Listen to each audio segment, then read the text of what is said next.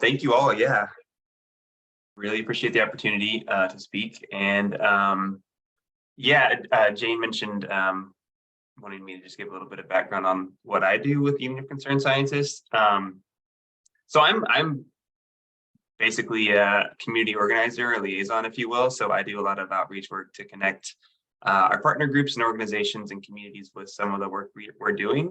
We have a lot of policy analysts and experts, modelers, folks that do a lot of data around things like this EPA carbon rule and how it'll impact the energy sector. We have folks that work in the transportation sector, so working to electrify and clean up the transportation sector. We have folks that work on democracy, science and democracy issues, trying to protect the right to vote and raise awareness about voting. We also have a lot of folks that do work around nuclear weapons and nuclear proliferation. We have a food and environment sector as well. I focus primarily on the energy sector, which is why we're going to talk about these rules today. But that's a little bit about what I do and what UCS does. But with that, I will go ahead and see if I can share my screen here.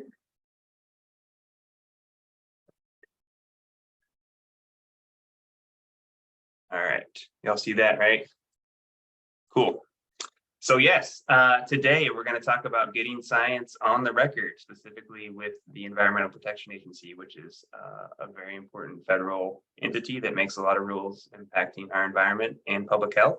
Again, thank you all for having me. Really appreciate the opportunity.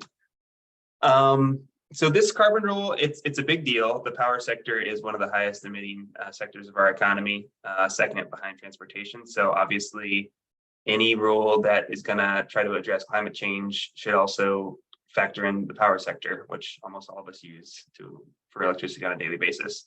This is just a little quote from our Deputy Policy Director, Julie McNamara. And Jane, if you can drop that, there's a link to her blog where she kind of does a Q&A about this rule and why it's important. And the comment period for public comment is actually open right now through August 8th. So we've got T-minus 1 week to get comments in, which are actually can be influential. And I'll talk a little bit more about why. But in general, federal agencies publish their proposed rules and other public notices at the Federal Register, federalregister.gov. This is currently open. There are several other rulemaking periods open now through the EPA and other federal agencies, including Department of Energy. Federalregister.gov is great if you are super nerdy into this sort of thing and want to do a lot of writing to these agencies about your concerns about rules they're making. So that's a good place to watch. You can monitor regulations.gov for regulations that are being put forth from different agencies. You can also be on the lookout for action alerts from UCS. And I'm going to ask Jane if she could drop that link in. We actually have a link to sign up for our newsletter and get action alerts from UCS for things like this if you're interested. So typically comment periods are at least 30 days. Sometimes they're up to 60 or 90 days. In this instance, it's kind of a weird in-between time. I think it's going to end up being about 75 days because the EPA released some additional rules about some additional modeling about this rule. And so, like I said, we have until August 8th to submit comments. There are also typically public hearings where the public can actually verbally give comments to EPA. It's recorded and it goes into the record that way. Those comment periods, the public hearings for this rule have already passed, but you can follow along on the agency websites and regulations.gov for future opportunities there as well. If you'd rather verbally give a comment, that's always a good option too. So for this particular comment period, we do have an action alert on our website, which I'll ask Jane to drop in the chat, please. And it's super easy. It's got a little bit of background on the rule, why it's important, how it can impact the power sector and our environment. It's very simple. You just fill in your contact information, name and address, and then it's actually got a pre-written comment there. It's a great building block, but for folks who might have expertise in a scientific field or public health or any sort of climate-related field, I would strongly encourage you to customize it and add your own personal experience and knowledge to that. It's also good to customize the subject line as well. That's something that can actually prevent it from being kind of funneled into they get, I'm sure, thousands or hundreds of thousands of emails. So sometimes customizing that subject line could be helpful too. But yeah, basically we have a very simple, easy to use tool there that folks can use. And I'm actually going to reserve some time at the end of today's training to let folks do that if they feel like giving comments, and I'm happy to stick around and help folks with that. You can also, there are several other ways to submit comments for this or any other rulemaking. At regulations.gov, you can do an email, you can do the comment portal on the website, you can even do a fax, you can even do a handwritten letter if you're old school and want to do it that way. And if you're really dedicated, you can hand deliver it to EPA headquarters if you're in DC. So there are several options to weigh in here and for other opportunities coming up. So this is a sort of a summary. I'm not going to go into too much detail here.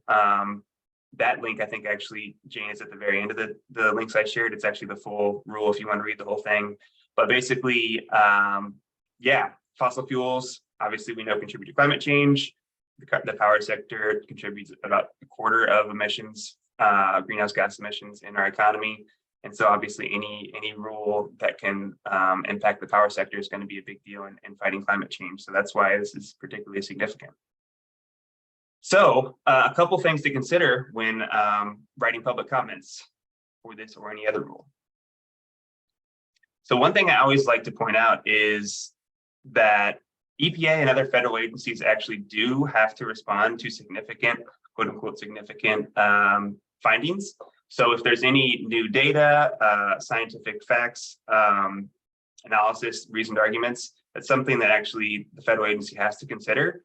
And if they don't respond to it and take it into consideration, it can be held up in litigation later. So if someone submits a comment that is significant and is backed by data, and the agency fails to respond to that, again, that can really hold up the rule. And so I know there may be some question about how can I make a difference, and this is actually one way you can, especially with experts like yourselves who have a scientific background and training. You can use your expertise and actually have an impact on this rule, because EPA in this case actually is required to respond to these significant comments. Another thing that I try to lift up too is that scientific data can help uplift the experience of frontline communities who might not have the expertise or the bandwidth to weigh in on this public rulemaking period.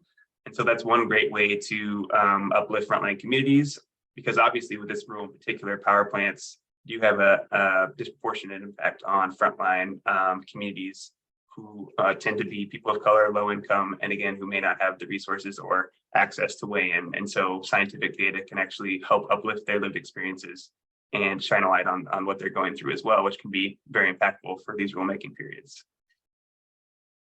So here are some qualities of a good comment. We're going to go through these in detail later, but so I can just read them real quickly. Highlighting your stake or the real world impact of the rule. Highlighting the expertise of the person giving the comment, again, providing that scientific or technical information. If you have anecdotal information to complement the technical analysis or data, that's great too. And then obviously you want to make your stance either pro or against clear, so you can offer that feedback for EPA. So we're going to look at a short example from one of our Science Network members. That's just our members who are scientists and weigh in on these sorts of rules. And so this is for a different rule, an ethylene oxide, a rule that was made back in 2020. But you can see here, they kind of lay out their concerns. They mention the docket number and sort of why it's important to them. So it's a good start. And sort of discuss the different aspects of what makes a quality comment. So again, highlight your expertise is super important, especially for folks who might be watching who have advanced degrees in particular fields that can impact this rule. So you can see here, this particular person has a PhD in atmospheric chemistry, and that's good to mention. I know we may have some very humble folks that might not like to talk a lot about their credentials, but in this case, it's very helpful because it actually lends credence to what you're saying. So definitely mention that in any degrees you have in any relevant training. This next comment is going to talk about some of these different aspects as well. So you can see here in the third sentence, they mention they're scientists, so that's highlighting their expertise. They mention real world impacts. It's carcinogenic to humans, can cause DNA damage, and can have other inhalation route of exposure based on total. So that can have carcinogenic impacts on humans as well. And so those are real world impacts. It has good data and it highlights their expertise. Those are three really good things to keep in mind when submitting the comment to EPA or other federal agency. They're providing scientific and technical information. So this is just one example of doing that, talking about how it can lead to cancers and other human impacts. Obviously, that's a very, very real world impact in that case. And power plants are no different. Emissions from those obviously have real world impacts on communities all over the country as well. So this next one is going to highlight the person's stake and real world implications. And so you can see here how they sort of lay out why they're concerned about it, how it can impact fence-lined communities, and how that impacts their everyday lives for people nearby.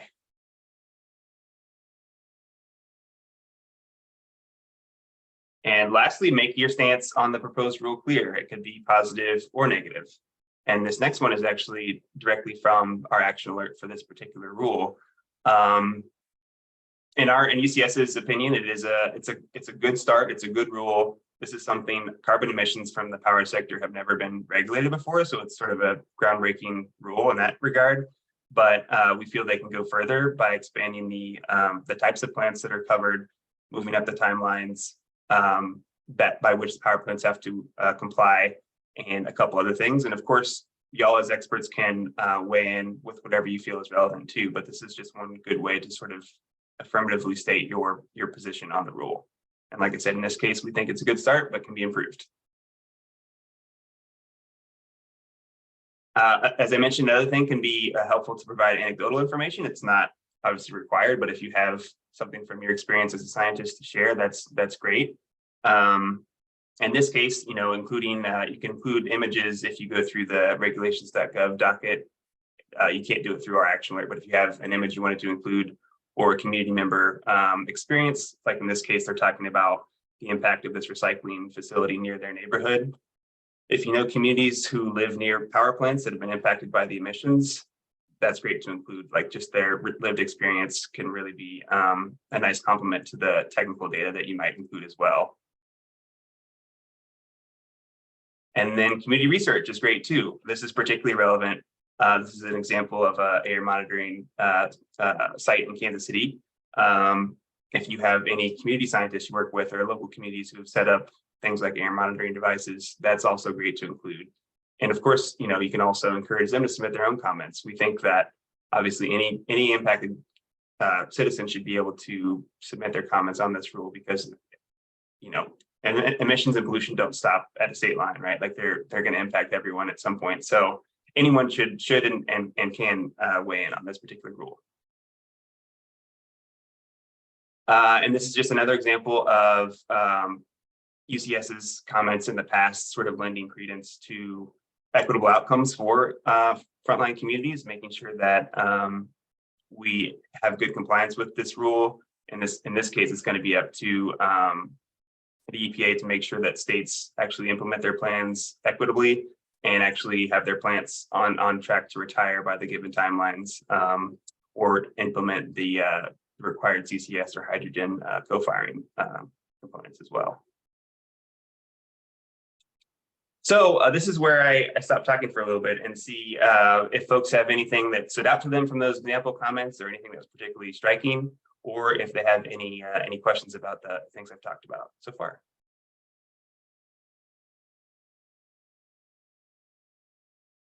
So I was going to invite people to, unmute, ask your question, or put it in the chat if you want. I was going to get us started off with one question that I have myself. That was something that I've only really been aware of public comments for a couple years, to say, and the importance of the public comments. And so I have a little bit of experience going and downloading public comments that have been made. And so I can see kind of the range that's in there. And I kind of brought this up to you before, but I thought it was a really interesting point. So I looked at some of the comments that have been made about the EPA power plant rule already. And a lot of them were from power companies that wanted an extension to the rule, saying this is really complicated and we need more time and all this kind of stuff. Yeah, you kind of had an interesting point that I was like, oh, I hadn't even thought of that being a tactical way of delaying. I just wondered if you could comment on that a little bit. Yeah, totally. Yes, we are seeing that. And in fact, we've sort of got wind that Edison Electric Institute, which is one of the largest utility lobby groups in the country, is going to submit some comments, some pretty strong comments against the rule, saying it's too aggressive and they need more time. I mean, obviously there are, question, here comes the cat to say hi. I thought this might happen, but there are questions about timing. I mean, obviously it is going to take time for utilities and power plants to implement some of these technologies. But the timelines are we believe we'll give them plenty of time. They won't actually go into effect for several years. So what will happen is this rule will get finalized, and then states will have 2 years to come up with their implementation plans to then meet the requirements. And then after that, there are timelines even further down by which either existing coal plants have to either implement CCS or retire, or gas plants have to implement CCS or do hydrogen co-firing. And so, I mean, of course, there are going to be arguments on both sides that there might be some credibility to needing more time, but we believe this provides ample time. And of course, the other thing that utilities can do, rather than trying to equip existing plants with CCS or hydrogen, is actually bring on renewable energy, which doesn't have any, these expensive requirements. They don't have to retrofit old plants. And these are technologies that obviously don't have any emissions to concern about. There's no pollution, concerns there, and it's something they can implement right away. But the other thing I wanted to mention too is there's actually, it's a bit of congressional oversight, if you will, but if a rule is finalized within a certain time, prior to an election, they can actually review it. It's called the Congressional Review Act. And so if the rule is delayed, it would be possible that Congress could vote to overturn it later. So that's another thing to keep in mind, and something that utilities also obviously know about, and something they could do if they aren't a fan of a rule. Delay is a good tactic to potentially prevent it from happening. And so that's something to keep in mind too. But yeah, long story short, there's plenty of time. Like I said, it's still years away. And frankly, I mean, the utilities knew this was coming. This has been talked about for quite a while. So yeah, there's not a whole lot of credibility to that argument, in our opinion.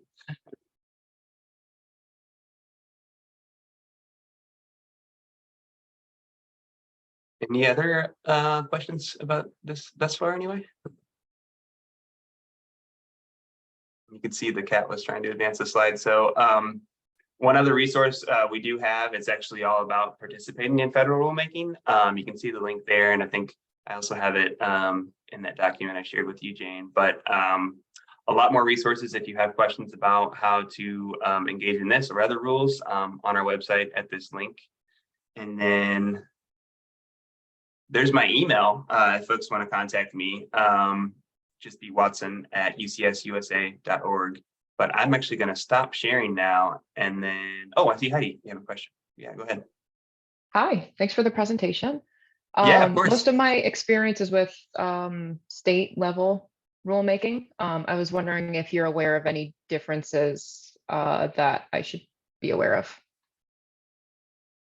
Yeah, great question. So there's obviously going to be some differences in how they do it. I think each state probably is a little bit different, and obviously it's different than the federal level. But generally speaking, you have a comment period. You can submit your comments as you like. I don't believe there's any like page limits or anything like that. I don't think there's any things that would restrict you from writing. But yeah, like I said, it's always good to highlight some of the things I mentioned, especially for this EPA rule. Just highlight any expertise you have, any data you'd like to submit. But yeah, like I said, they're all a little bit different. Like each state does their own thing, but EPA is I think very good about making it accessible and having multiple ways to submit comments. a pretty generous comment deadline. And, like I said, they do have to respond. I don't know if that always applies to states as much, but in this case, this federal agency has to, take this into consideration, which is good.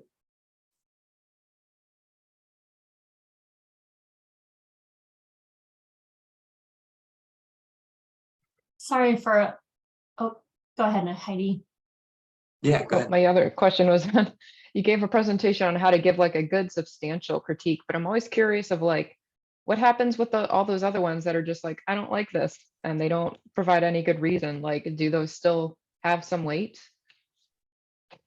Yeah, I mean, yes. So obviously comments like that, the simple sort of, I hate this or I like this, may not have the technical sort of data and require a response in the way that, more technical comments would, but it all adds up. And these are real people that are going to read these. EPA has staff that is going to go through all of these comments. So, they're going to assign weight probably more to comments that do have that the data and the technical analysis behind it. But obviously, if there are a sheer number, a lot of comments for or against, that's going to have an impact too. So I think both are obviously valuable. And like we talked about, not everyone has the training or the expertise to give sort of the technical data. So I think I don't want to discourage folks who don't have that background to submit comments. But yeah, like I said, this is particularly a useful and a good opportunity for folks who have the training and the scientific knowledge, because it's something that EPA actually has to respond to. So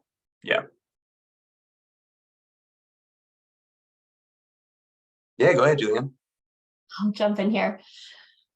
So as an individual, what's most impressive? Your university affiliation, your job affiliation, if they allow that, your affiliation with a nonprofit advocacy organization whose name they would recognize? Can you just comment on that strategy? Yeah, that's a great question. I hate to, I'm not even sure I know, I think they're all valuable in their own way, right? I think one thing that EPA has said is like public health in particular is one subject matter, expert interest area that has an impact, because public health is this big deal. But I would say, yeah, like university affiliations are good. Obviously, there are different associations with different ones. Obviously, you have some that are considered more reputable than others, so that might have more weight. There are some nonprofits that are maybe more well-known than others. So if you're part of a large group, that's actually a good point. If you're part of a large coalition or nonprofit that has, 100 in staff, or like 100 represents a large community, that's great to mention too. Even if it's not necessarily scientific, if you're part of a neighborhood or a community group and you're submitting comments on behalf of that's always good. I think speaking on behalf of a larger group of people is going to have an impact as well, in sort of coupling with the expertise, whether you have an advanced degree from a reputable, known institution. Those can all be valuable. Yeah, I hate to rank them because I don't know for sure. I think they're all valuable.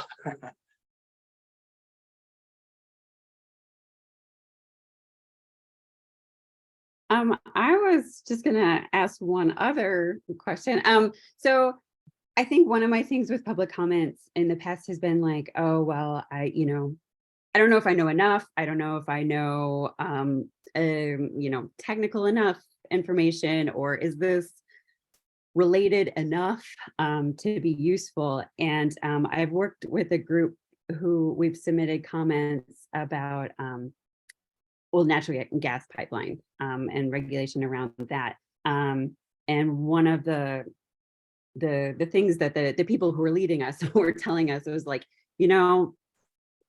it should be relevant, within reason, but like we were just basically, literally our strategy was to get as many different ideas on the docket recorded, so that basically if there was future litigation, we could say we had these things documented. And so I know nothing about natural gas pipelines. I know a bit about evolution, population genetics, and endangered species, right? And so I wrote about bats. And the more I read about it, I was like, oh gosh, okay, well, this might actually be really important. And so like, while my research wasn't specifically, didn't seem relevant, it turned out that, all of a sudden I'm like, gosh, these pipelines aren't great for bats. And so it's now on the docket, right?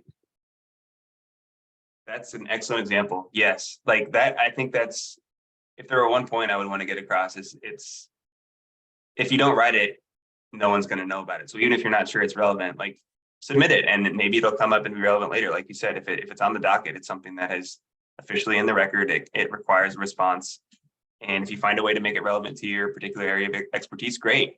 Like you said, there might be, that's something that's come up in my work. I live in Tennessee, and we're fighting a gas pipeline, and there's an endangered, I think, several species of bats. And so you might be surprised in what could be relevant. And definitely I would encourage folks, if you have something you're not exactly sure ties in directly, I would say err on the side of including it rather than not, because you never know. And it's always good to have it in there as opposed to not. So.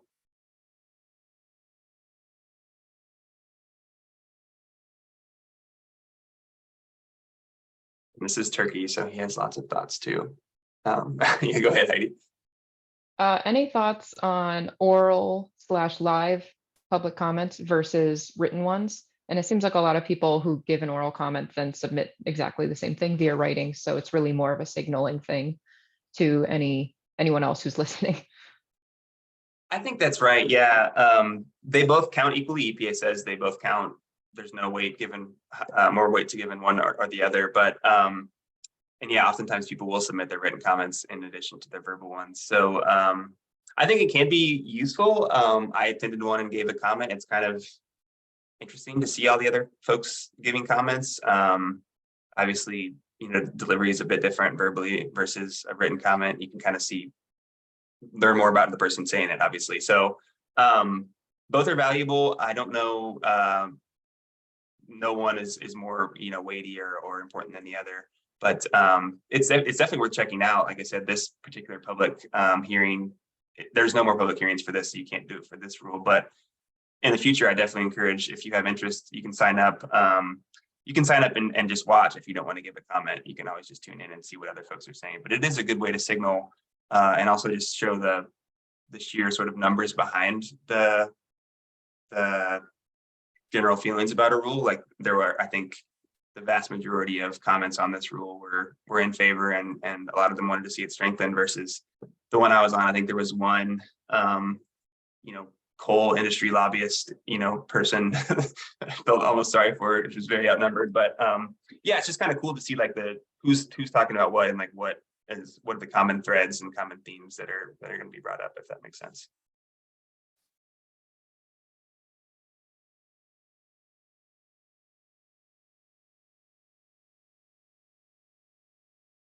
Well, if there are no more questions, like I said, I'm happy to hang out. And I don't know, Jane, if you want to drop that link again, but if folks actually want to take some time, I think we technically allotted an hour for this call, but if you want to actually spend some time and work on a comment now, that's great. I'll stick around. And otherwise, if folks have questions, I can also try to answer those. But I also don't want to hold folks up if you have other things to do, which I'm sure you do. But I'm happy to stick around if folks want to work on that. Yeah.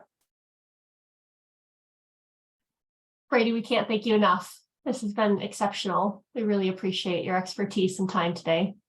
Yeah, of course. Thanks for having me. And let me drop my, and I know Jane's going to send around a follow-up email, but I'll just drop my email in the chat. If folks do have to run or have any questions that come up later, feel free to reach out. I'm happy to even hop on like a one-on-one call if folks want to work on comments or have questions.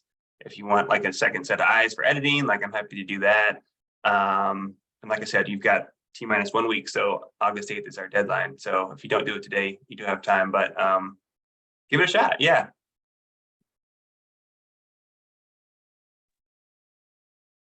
Yeah, thank you, Brady. Thank you very much. And like Brady said, I will work on getting the links that we have in the chat into a document and in a follow-up email for everybody, and I can share that with Julianne for JFPG members as well.